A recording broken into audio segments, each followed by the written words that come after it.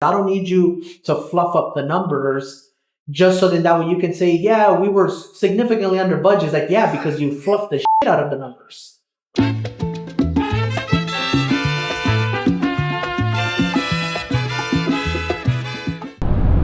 It would probably be more interesting if it had like a little more scale to it, and you were like, look, here's the situation. It's like we're gonna get, pretty clean path to title, and we can go create the value and grab the upside.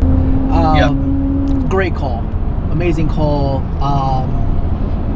We had some things that we still need to get back to our partner.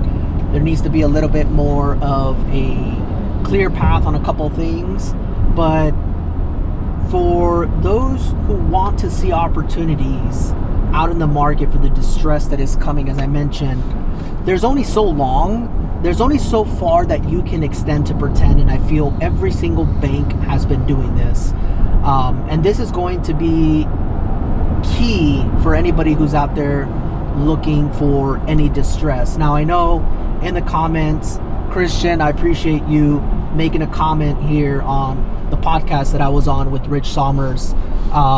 But to your question, what kind of distress are we going to see out in the market? It's going to be in waves. First wave will have to come through publicly traded banks. So there is now, which I believe it just took into an effect, for publicly traded banks, they are now having to mark down the assets at a credit loss. So at this point, there's nothing they can do. They're being forced to them at this point to just take a loss. That is the first wave that we're going to see. The second wave is where then it's going to start to kind of come into those regional banks.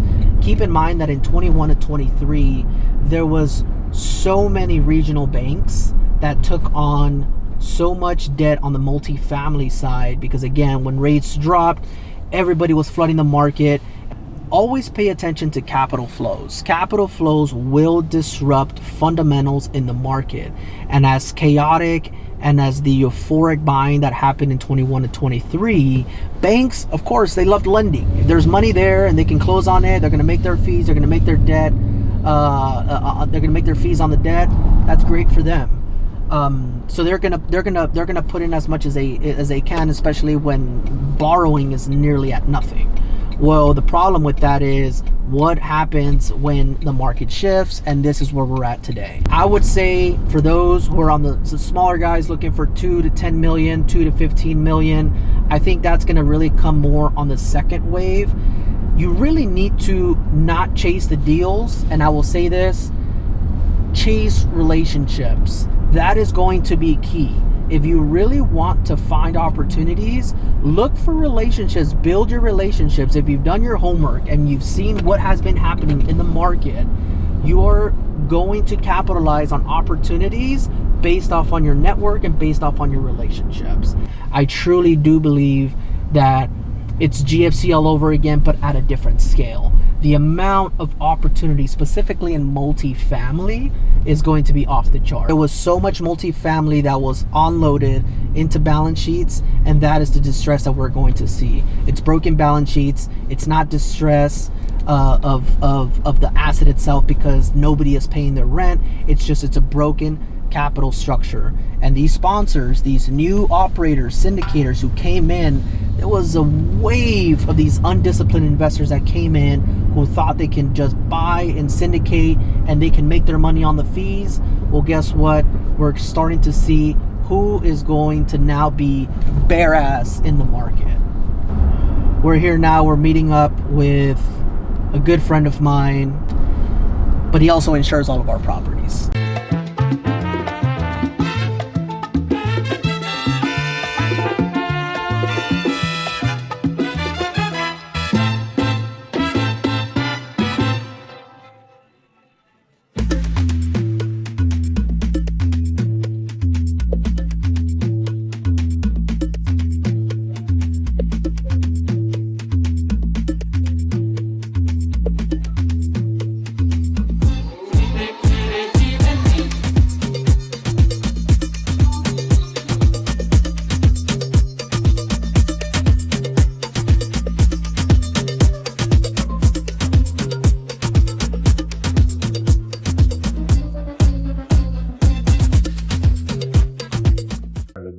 side. Yeah.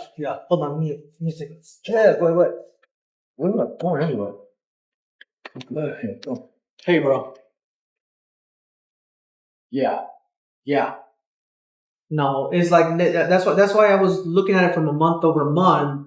We're like at 130% over budget.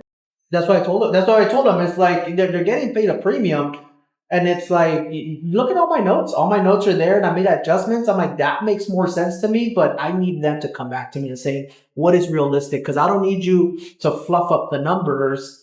Just so that way you can say, yeah, we were significantly under budget. It's like, yeah, because you fluffed the shit out of the numbers. You know how that Jay-Z, how he says, he's like, I'm not a businessman, I'm a business man. Bro, you're a business. You know this better than anybody. It's like all your networking, everything, you go out there is your reputation. And I feel like now it's like to grow, especially in today's era, it's like you can build your own personal brand of yourself. You see like all like the Jake Pauls of the world and Right. how huge they got, but it's all because of like their personal brand. Not so much of like, yes, of course they did some dumb shit on social media, and I'm saying go and do dumb shit. Right. But people like to just be fans of other people and what they do and the value they bring and the experience to share the journey. And so to me, all this is new as well. But I know that there's a ton of value out there where if I can bring value to those in my business, then why not? And I'm like, you know what? I've come to like, this was what I did like. This is what I didn't like. This is what I want to do more of. This is what I don't want to do more of. And so to me, it's just like, what's more natural to me? Right. This is more natural to me. Understand. Just having people to see just my overall journey, what goes on a day to day, the ups, downs, and you can take it with it and run with it, learn from it. But that's just what I want. I like your content. You know, it's kind of cool to see that a person I personally know that's kind of doing it out there, right? Normally you get the feeds from other people, but now you get that from you. It's kind of cool to see that. So no, it's definitely admirable. When it comes to like actual knowledge of the product that I am selling, there's no. You're the master, man. No you doubt, know, right? Yeah. And you've seen that with a lot of your other people that you bring to me. And I just scan, I just look at them like, this isn't not right. I'm the same way when I look at deals. I look at a deal and I look at our underwriting. And again, I say this all the time, like my job is to kill the deal as much as possible so I can protect my downside.